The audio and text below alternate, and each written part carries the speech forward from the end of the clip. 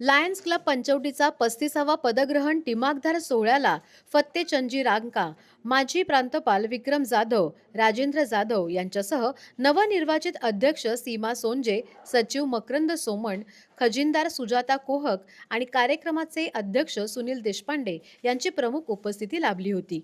या पदग्रहण सोहळ्याचे औचित्य साधत लायन्स क्लबच्या वतीने विविध स्तुत्य सामाजिक उपक्रम राबवण्यात आले। यामध्ये मोठ्या प्रमाणावर वृक्षारोपण करण्यात आले। गरजू महिलांना शिलाई मशीनचे वाटप झाले। तसेच 70 विद्यार्थ्यांना शालेय बूट आणि गणवेशाचे वाटप करण्यात आले। यावेळी मान्यवरांनी आपले मनोगत व्यक्त केले। माझी एकच रिक्वेस्ट आहे, नाशिक हा इंडस्ट्रियल बेल्ट सुद्धा आहे।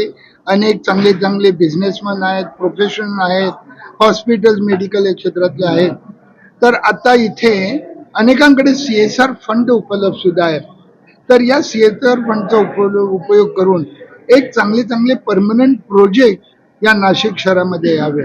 लायन्स ही जी NGO आहे ही सेवा कार्यासाठी जाणली जाते आणि सगळ्यात महत्त्वाचं अंधत्व निर्मूलन हे आमचं सगळ्यात महत्त्वाचं कार्य आहे।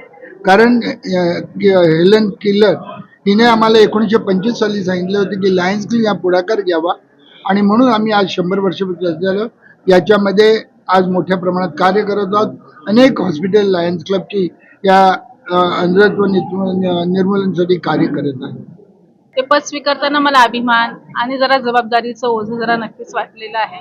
मी आज बरेच आव्हान केलेत की मी पूर्ण आमच्या क्लबला फॅमिली म्हणून मी एक घोषित केलं आणि एक फॅमिली म्हणून आम्ही आमचं छान रिलेशन्स ठेवू आणि छान छान ॲक्टिव्हिटी करून समाजापर्यंत पोहोचण्याचं आणि गरजू व्यक्तींपर्यंत पोहोचण्याचं नक्कीच काम मी करेन।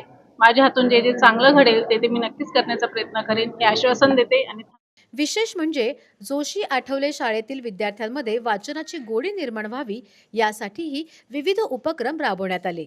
कार्यक्रमाचे सूत्रसंचालन नैना अमृतकर आणि निलिमा जाधव यांनी केले। न्यूज डेस्क, आपलं नाशिक।